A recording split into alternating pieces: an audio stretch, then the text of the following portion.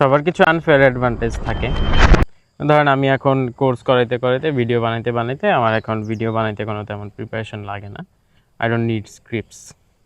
হ্যাঁ, আমি টপিকটা ভাবি, কী কী পয়েন্ট নিয়ে ডিসকাস করবো ভাবি, দেন আই ক্যান রেকর্ড।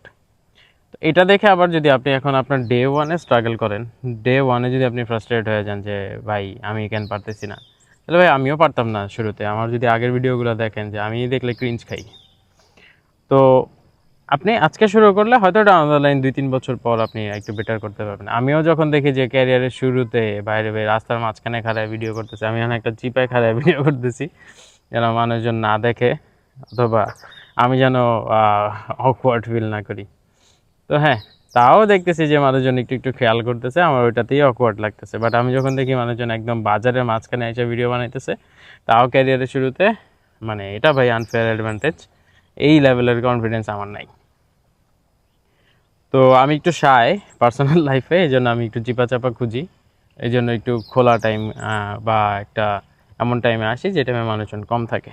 জিমে গেলেও এরকম টাইমে যাই যেখানে যে সময় মানুষ কম থাকবে, আর একটু গ্যাদারিং কম প্রেফার করি আর কি। তো আপনার কি আনফেয়ার অ্যাডভান্টেজ আছে ওইটা আপনাকে ফাইন্ড করতে হবে। হইতে পারে যে আপনার ফ্যামিলিতে বিজনেসম্যান আছে, যেটা অন্য কারো ফ্যামিলিতে হয়তো নাই। আপনার এটা unfair advantage. You have the business opportunities, you have the validation, you have the mentor. ধরেন আপনার কোনো একটা ফ্রেন্ড কোনো একটা ভালো বিদেশি ইউনিভার্সিটিতে পড়তেছে, you have that unfair advantage, unfair opportunity, যেটা আসলে আর কারো নাই। আপনি তার থেকে ইনস অ্যান্ড আউটস জানতে পারবেন, কেমনে কী করছে, কোথায় কী করছে, কেমনে কী ম্যানেজ করছে। এগুলো আপনি যত সহজে অ্যাক্সেস করতে পারবেন, আরেকজন হয়তো পারবে না। তো এই আনফেয়ার অ্যাডভান্টেজগুলো আপনি একটু ফাইন্ড আউট করেন যে আপনার সামনে অ্যাভেলেবেল অপশনগুলো কী কী আছে, আপনার সামনে অ্যাভেলেবেল অপরচুনিটিসগুলো কী আছে, যেটা আপনি লেভারেজ করে হয়তো একটু গ্রো করতে পারবেন।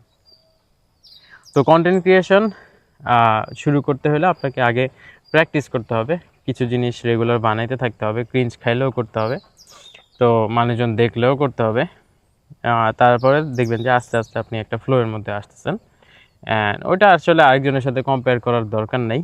আপনি যতক্ষণ পর্যন্ত নিজের ট্র্যাকে আগাইতেছেন ততক্ষণ পর্যন্ত ইউ ক্যান স্টে কন্টেন্ট। নিজের ওপর আপনি সন্তুষ্ট থাকতে পারেন, দেন আপনি কন্টিনিউ করলেন। একটা সময় গিয়ে দেখবেন যে এইগুলা আপনাকে ভালো একটা লেভারেজ দিচ্ছে, ভালো একটা রেজাল্ট এনে দিচ্ছে।